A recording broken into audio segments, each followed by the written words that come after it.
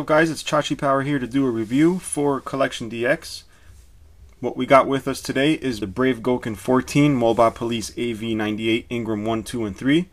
This is the reactive armor version from the Patlabor anime. This is brought to us from the fine people over at HLJ.com, which is Hobbylink Japan. Now let's go ahead and open this box up, see what's waiting for us here. As with most CM stuff, they don't cheap out on the styrofoam, so you're going to find a lot of it. Basically, the entire brick here is styrofoam. Comes with this instructional sheet, some decals for the various versions of the Ingrams that you'd like to put together. Now we pop the panel off here. We are greeted with the contents, which is a big tray here. Comes with this little protective vacuum form plastic, styrofoam holders here, and the figure comes nestled in plastic for protection. Now, some of you may already have the other Patlabors from that CM's has to offer. This generally tends to be looked over. A lot of people are turned off by the fact that it has protective armor. The green you see here, it's not quite rubber, but it's not quite plastic. It's kind of both, I guess. This is rubber here, the black here, also on the legs. You can see I'm squeezing it. It's pretty soft, tacky rubber. It's actually a two-piece design. You got the upper arm, the lower arm. Same on this side. And you got one for each leg, and the lower leg down here. So it's actually also a two-piece on the legs. Now what I'm going to do is go ahead and remove the armor so you can see the rest of the figure. Start with the top. You just want to unsnap the top. Pops right off. Now as you can see, he still retains some of the original Patlabor parts here. Unfortunately, this is not removable. What you'll probably find underneath is just the skeleton, which is plastic. If you look on the back, you'll see remnants of the light feature here.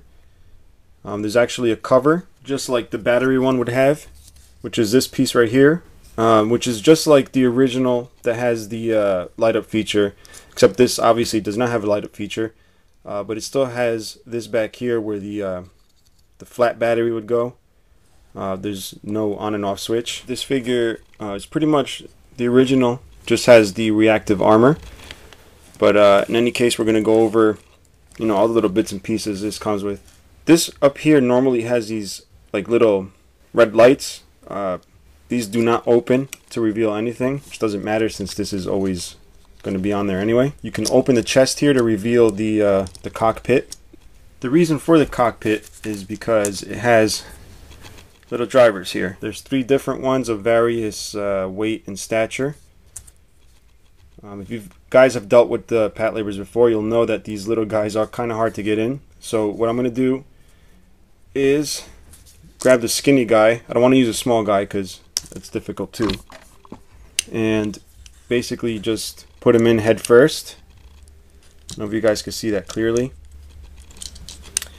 Once you have him securely sitting in there, he's still not quite ready to, drive the Patlabor around. Back here, you're going to snap the back off, and there is a little elevator thingy here. Here's the metal pin to raise and lower the elevator for the figure. And you gently slide it up, and hopefully, as long as he's seated correctly in there, he should pop up to the top, and you can actually see him, I guess, sort of looking out through the little screen there. Then you want to just close this up, and you're ready for battle. Next, I'd like to show you guys the articulation. We're going to start with the head, which is on a ball joint.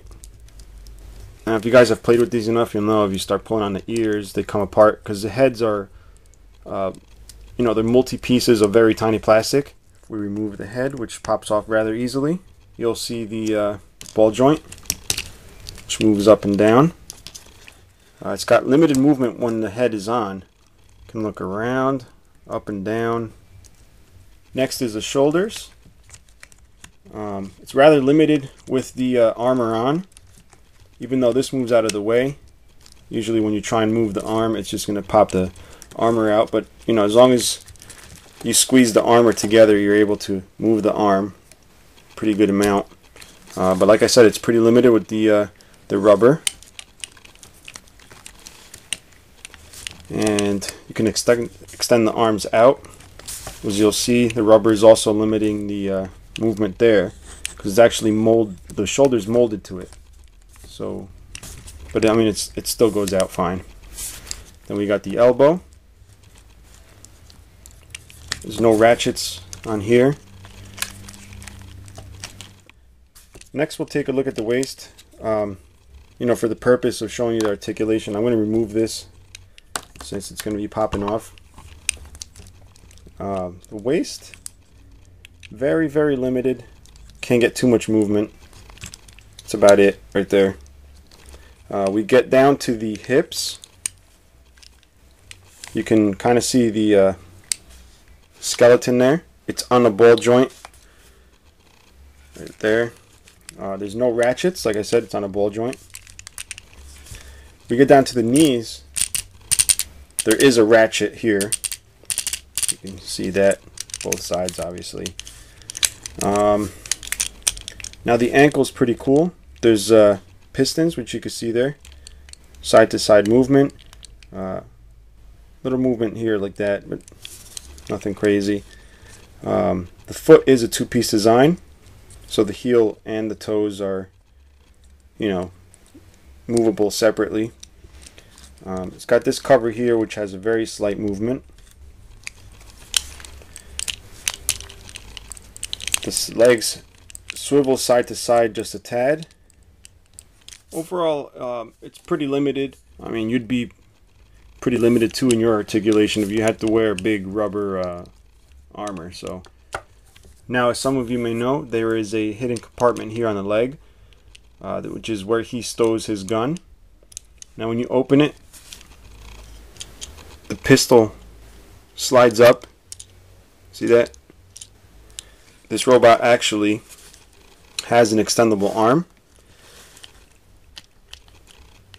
Only comes out about ½ an inch, but it's long enough to grab the pistol. Now once he has a pistol in his hand, you'll see that the gun fits very nicely into the hand. The finger goes through the trigger there, so it's very nicely molded. But of course, if you're battling bigger mechs, it comes with this bad boy, this big shotgun. Same thing, goes into the same hand. The hands are like a soft plastic, so there's no problem fitting these guns in. Fingers will always fit into the trigger hole there. What's neat about this one is it's actually got this rest here that comes out. So to use this, you're going to want to get the baton holding hand, which is this one here. It's got a hole here to hold, and you got that. Now the baton actually extends out. It's too small in this figure to actually have a, you know, a baton that really pulls out. So they've included a bigger baton. Pop that bad boy on. Now I've showed you most of the hands, but there is actually more. It's got the standard, you know, rested hand, just slightly open. It's got a baton hand for the other hand, his left hand.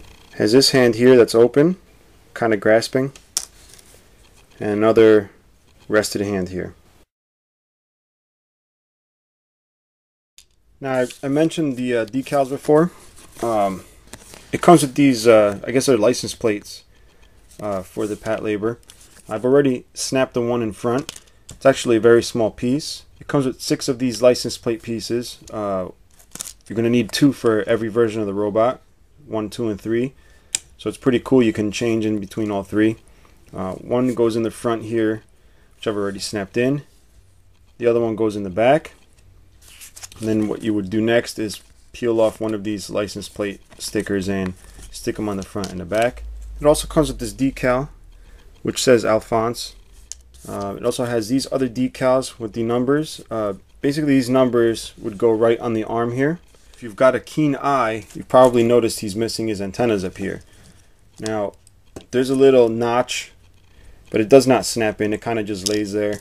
I just can't really get it on there. Kind of just lays there, does what it wants. Next we got these two shields here. There's a reactive armor version and then there's a standard shield. What's cool is that this standard piece is die cast. Now you can hear the die cast. So it's pretty cool, this one. This one unfortunately is not die cast. It's that same rubbery plastic that's on here. Now I keep mentioning the 3 different versions you can build out of this kit. This was obviously number 1. We're going to switch the head for number 2, which is this one here. What's cool about this is it actually has this visor here. If you were to remove that, you know, there's another face or whatever you want to call it underneath. You can probably just see a little bit of the green visor underneath. It has this protective piece here. But anyway, snap it on and take a look at that. Next we'll check out the number 3 head, which is this one right here. If you'll notice, he has little holes. There's actually little plugs that go in there. We'll snap that in. Now those plugs actually extend out. I don't know exactly what they are when they come out, but they're pretty cool nonetheless. Now the very last accessory this toy comes with is a stand, which is based off the other stands that have that hanger thing, whatever, but it looks like they've plugged up the hanger part. You know, it's got the cutout here for the feet. It's nothing fancy, it's just white plastic, and like I said, the feet fit right in. And it also has a decal that goes here. And that's pretty much it. It's a nice way of displaying it. I would prefer the hanger, but it's okay as it is. I know there's some guys out there that don't like to see these holes on their robots. Fortunately for you guys, CM's has included plugs. There's a few that are underneath, you know, the armor. They may want to plug up the ones here. They come with a variety of plugs. They're color coded. Obviously white goes to white, black goes to black. Just make sure you read the instructions so you know where they go, because they are numbered. Here they are out of the bag. Comes with 2 trees. Guess a lot of you guys are wondering what is metal on this figure. I'm going to go over that real quick. A lot of it's metal. You're going to have metal content here on a chest, minus this black piece. It's kind of hard to tell. I don't think this white flap here is metal, but basically everything else up here. His lower crotch region here is metal. His skeleton frame on his legs has metal. Not the arms though.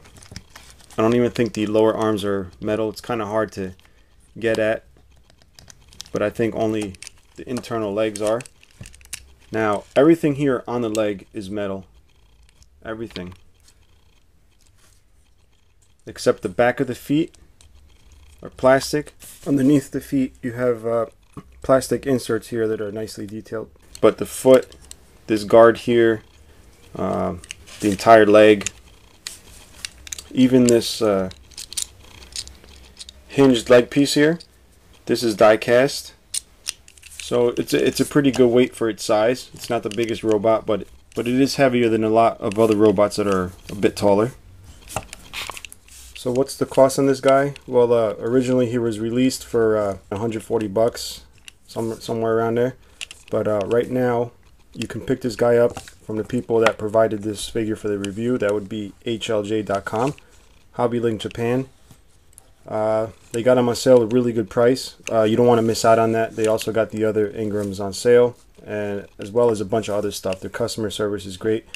I suggest you check it out as soon as this video is over. But that's going to be it for now. I'll be back soon with more.